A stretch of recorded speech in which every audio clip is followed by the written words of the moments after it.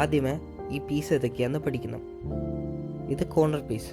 ഇതിന് 3 കളറുണ്ട്. ഈ 2 കളറുള്ള പീസ് അത് എഡ്ജ് പീസ്. ഇത് സെൻറ്റർ പീസ്. ഇതിന് 1 കളറുള്ളൂ. ഈ വൈറ്റിൻ്റെ ഓപ്പോസിറ്റായിട്ട് എപ്പോഴും യെല്ലോ കാണും. ഓറഞ്ചിൻ്റെ ഓപ്പോസിറ്റ് റെഡും ബ്ലൂവിൻ്റെ ഓപ്പോസിറ്റ് ഗ്രീൻ ആയിരിക്കും. ഈ വീഡിയോയിൽ ഉപയോഗിക്കുന്ന മൂവ്സ്: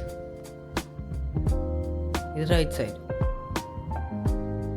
ഇത് ടോപ്പ്, ഇത് ബോട്ടം, ഇത് ലെഫ്റ്റ്, ഇത് ഫ്രണ്ട്, ഇത് ബാക്ക്. ഇതെപ്പോഴും ഉപയോഗിക്കുന്ന മൂവ്സ് ആയതുകൊണ്ട് ഇതൊന്ന് ഓർത്തിരിക്കണം. എന്നാൽ തുടങ്ങാം.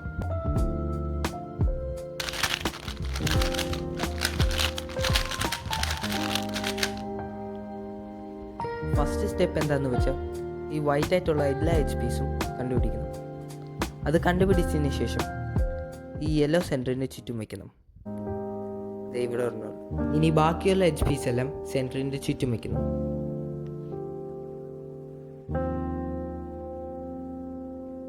നിങ്ങളുടെ ക്യൂബ് ഇതുപോലെ ആയിരിക്കണമെന്നില്ല. എല്ലാവരും മിക്സ് ആക്കിയത് വേറെ രീതിയിലായിരിക്കും.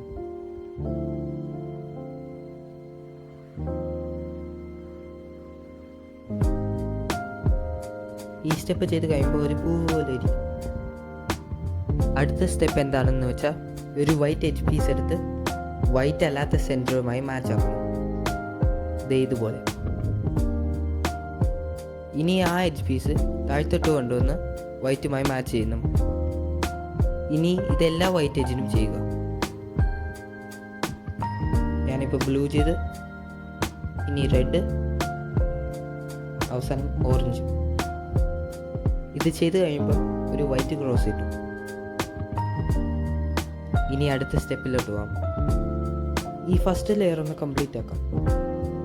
അതിനായി ഈ വൈറ്റ് കോർണറെല്ലാം സോൾവ് ആക്കാം. ഇനി മുതൽ നമ്മുടെ ടോപ്പ് ലെയർ യെല്ലോ ആയിരിക്കും. ടോപ്പ് ലെയറിലുള്ള ഏതെങ്കിലും ഒരു വൈറ്റ് കോർണർ പീസ് എടുക്കണം. ആ കോർണർ പീസിൽ വൈറ്റ് എവിടെയാണെന്ന് കണ്ടുപിടിക്കണം. വൈറ്റ് പൊക്കത്താണെങ്കിൽ നമ്മളത് സൈഡിലോട്ടാക്കണം. ഇത് സോൾവ് ആക്കാൻ ഈ മൂവ്സ് ചെയ്താൽ മതി.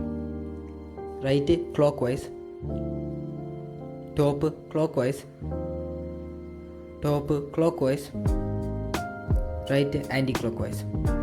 ഈ കോർണർ പീസിൽ വൈറ്റിൻ്റെ സൈഡിൽ ഒരു കളർ ഉണ്ടായിരിക്കും. ആ കളറ് അതിൻ്റെ സെൻറ്ററുമായിട്ട് മാച്ച് ആക്കണം. ഈ കോർണറിൽ ഗ്രീൻ ആണ്. ഈ ഗ്രീൻ അതിൻ്റെ സെൻറ്ററുമായിട്ട് മാച്ച് ആക്കും. ഇത് സോൾവ് ആക്കാൻ ഇനി ഈ മൂവ്സ് ചെയ്താൽ മതി.